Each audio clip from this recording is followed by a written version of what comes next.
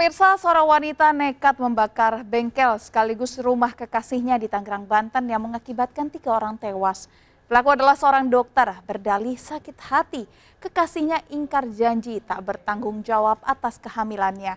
Pembakaran rumah direncanakan pelaku membeli bahan bakar di dekat rumah korban.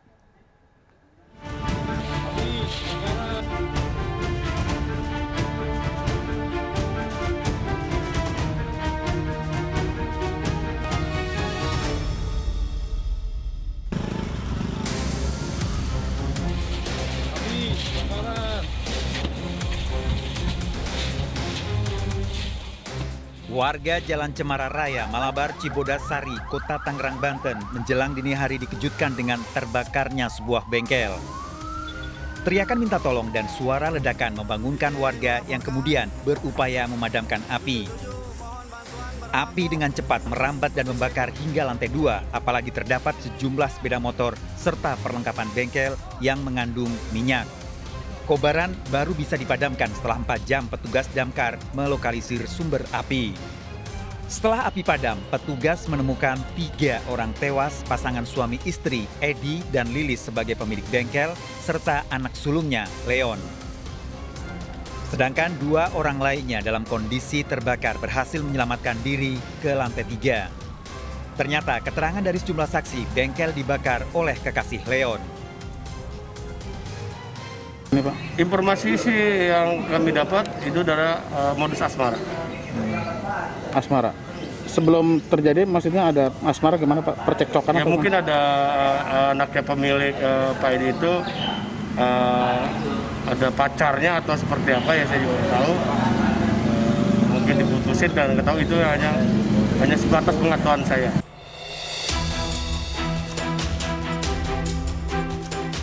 Dr. Mary Anastasia tersangka pembakaran bengkel yang mengakibatkan kedua calon mertuanya serta Leon kekasihnya tewas di kantor polisi mengaku mual akibat kehamilannya. Dr. Mary hamil menginjak usia 7 minggu. Mary Anastasia hamil akibat hubungan suami istri di luar nikah dengan Leon kekasihnya. Hasil pemeriksaan polisi kehamilan Mary yang kemudian memicu pertengkaran dengan Leon. Biasa pacaran, kemudian semakin jauh, kemudian terjadilah hamil karena ditemukan alat bukti hamil. Kehamilan. Dari keterangan yang bersangkutan bahwa terjadi kesalahpahaman di antara kedua belah pihak, kemudian dimintai keterangan ke komunikasi sama orang tua korban tidak merestui hubungan mereka. Sehingga pelaku melakukan aksi memberikan terapi kepada korban. Namun demikian, perbuatan tersebut mengakibatkan lebih fatal, terjadi kebakaran yang hebat. Dr. Mary menjalin hubungan asmara dengan Leon sejak 2 tahun lalu. Menurut Mary, Leon mengetahui dirinya hamil dan berulang kali Mary meminta pertanggungjawaban. Namun, hingga Mary mengancam membakar bengkel, jawaban Leon membuat Mary sakit hati. Ya, awalnya seperti itu. Karena yang bersangkutan dites setelah hamil, dia meminta pertanggungjawaban kepada pacarnya. Sehingga pacarnya komunikasi sama orang tua, kemudian orang tua sepertinya tidak setuju hubungan mereka, maka yang memicu pelaku untuk melakukan aksinya. Terungkapnya Mary sebagai pelaku pembakaran setelah tim Puslap 4 Mabes Polri melakukan penyelidikan di bengkel yang terbakar. Di bengkel ini polisi menemukan bekas bungkus bahan bakar jenis Pertamax. Polisi memastikan kebakaran yang terjadi disengaja. Hasil keterangan saksi, 2 adik korban mengetahui Mary akan membakar bengkel karena Leon sempat memberitahu. Sementara seorang pemilik warung penjual bensin eceran mengetahui Mary membeli bahan bakar 10 kantong plastik. Sebanyak 10 orang saksi. Informasi dari para saksi yang sudah kita lakukan pemeriksaan, betul ada cekcok antara salah satu korban dengan pacarnya. Sebelum ditetapkan sebagai tersangka, Mary Anastasia ikut diperiksa sebagai saksi. Sejumlah warga juga mengetahui sebelum terjadi kebakaran, Mary Anastasia dan Leon terlibat pertengkaran di dalam mobil. Saat kebakaran terjadi, mobil Mary Anastasia juga ditinggal tak jauh dari lokasi. Sementara alat tes kehamilan yang menunjukkan hasil positif ditemukan polisi dalam mobil Dr. Mary Anastasia. Sakit hati karena tidak direstui oleh orang tua pacarnya. Bang, tadi sempat ada alat bukti flashback, maksudnya apa? Dari keterangan yang kami dapat bahwa si diduga tersangka itu sedang hamil. Ada berapa tersangka, Bang? Yang kita tetapkan sebagai tersangka 1 orang. Peristiwa berawal saat Dr. Mary mendatangi ruko yang ditempati keluarga Leon sekaligus bengkel sepeda motor. Mary menemui orang tua Leon dan meminta pertanggungjawaban atas kehamilannya, namun orang tua Leon tetap tidak merestui. Mary kemudian mengancam akan membakar bengkel orang tuanya. Mary pergi dengan mobil sementara Leon pulang ke rumah dan tidur. Mary membeli bahan bakar Pertamax sebanyak 10 bungkus. Sebagian dilemparkan ke dalam ruko untuk membakar. 2 adik Leon berhasil menyelamatkan diri ke lantai 3, sementara Leon dan kedua orang tuanya terjebak di lantai 2. Mary kabur, sementara mobilnya ditinggal tak jauh dari rumah korban. Keluarga Leon membantah alasan Mary Anastasia yang mengaku tidak mendapat restu. 2 adik Leon bahkan mengetahui Lilis ibunya justru meminta Leon untuk bertanggung jawab atas kehamilan Mary.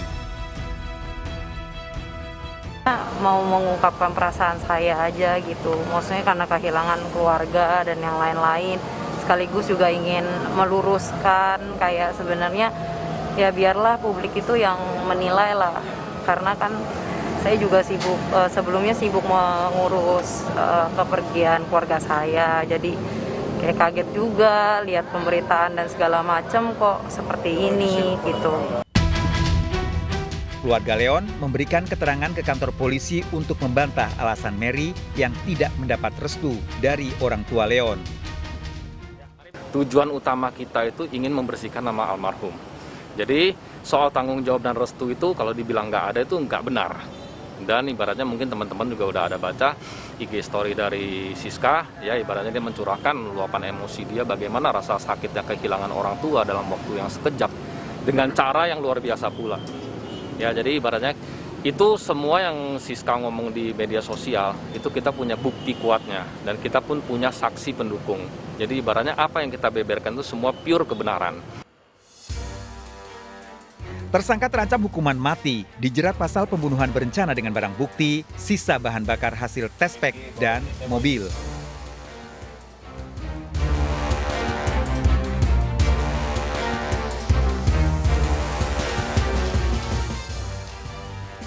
Mayat seorang wanita terkubur di kolong tol Jatikarya, Bekasi, Jawa Barat setelah ditemukan pencari rumput.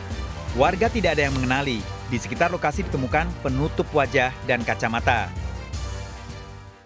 Tertutup sama puing ya, wajahnya. Dikubur gitu kan? Dikubur setengah. Dikubur setengah. Berarti ketahuannya sama yang ngambil rumput aja. Pekerja lagi ngambil rumput. Setelah diotopsi di Rumah Sakit Polri Kramat Jati, identitas korban terungkap, Rizky Jayanti, warga Cakung, Jakarta Timur. Sebelum ditemukan tewas, 4 hari sebelumnya Rizky Jayanti berpamitan pada keluarga akan pergi ke Bogor. Rizky Jayanti seorang janda yang bekerja sebagai terapis bekam. Saat pergi, Jayanti membawa sepeda motor. Keluarga sempat menghubungi melalui handphone, namun tak pernah ada jawaban. Ya saya udah kontak loh. Ini WA saya kok nggak dijawab, centang 1 terus, centang 1 terus. Berarti kan nggak dibaca. Gitu. Sayangnya kok malam-malam sore jam 4 itu ada polisi kesini, preman itu, ngecok ke alamat itu, alamat itu. Ya betul, saya ya. Sehari setelah temuan mayat, polisi yang melakukan penyelidikan menemukan sepeda motor Rizky Jayanti berada di tempat penitipan stasiun Cakung, Jakarta Timur. Setelah melakukan penyelidikan, memeriksa sejumlah saksi dan mengumpulkan barang bukti, Subdit Resmob Ditreskrimum Polda Metro Jaya mengamankan Emar, warga Tapos, Depok.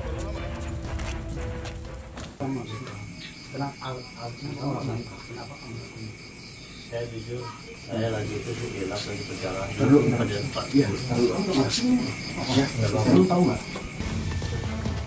Emar langsung mengakui menganiaya Rizky Jayanti di bawah jalan tol. Emar selama ini juga sebagai terapis bekam, seperti halnya Rizky Jayanti. Mana ambil handphonenya mana?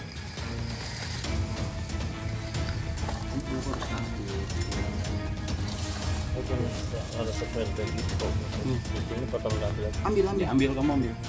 Emar pun mengakui membawa handphone milik Rizky Jayanti dan disembunyikan di dalam tanah halaman rumahnya. Dalam pemeriksaan di kantor polisi terungkap pembunuhan berlatar asmara. Rizky Jayanti menolak rasa cinta Emar karena Emar sudah memiliki istri.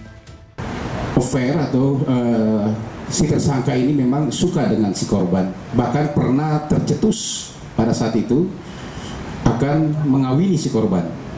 Tetapi karena si tersangka ini memiliki istri, ya sudah berkeluarga ya istri ya pada saat itu, tetapi sehingga korban tidak mau,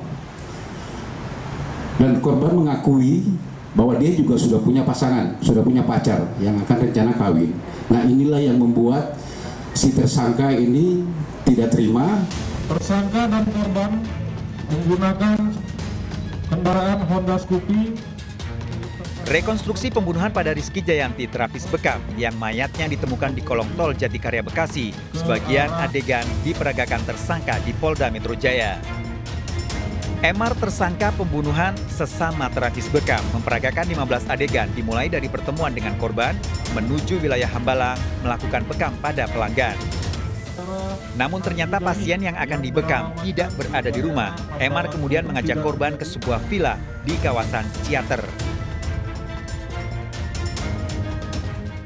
Bekam sekitar pukul 8, korban memberikan kartu nama kepada Pak Ahmad, yang mana dalam kartu nama tersebut ada nomor korban dan tersangka.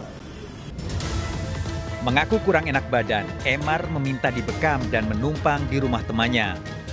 Dari sinilah terungkap jejak pembunuhan dilakukan Emar. Affair atau si tersangka ini memang suka dengan si korban, bahkan pernah tercetus pada saat itu akan mengawini si korban. Tetapi karena si tersangka ini memiliki istri, ya sudah berkeluarga ya istri ya pada saat itu, tetapi sehingga korban tidak mau, dan korban mengakui bahwa dia juga sudah punya pasangan, sudah punya pacar yang akan rencana kawin. Nah inilah yang membuat si tersangka ini tidak terima. Kejadian berawal, Emar yang sudah berkeluarga mengungkapkan rasa cintanya pada Rizky Jayanti. Meski berstatus janda, Rizky tak menanggapi serius dan menganggap Emar sebagai teman baik sesama terapis.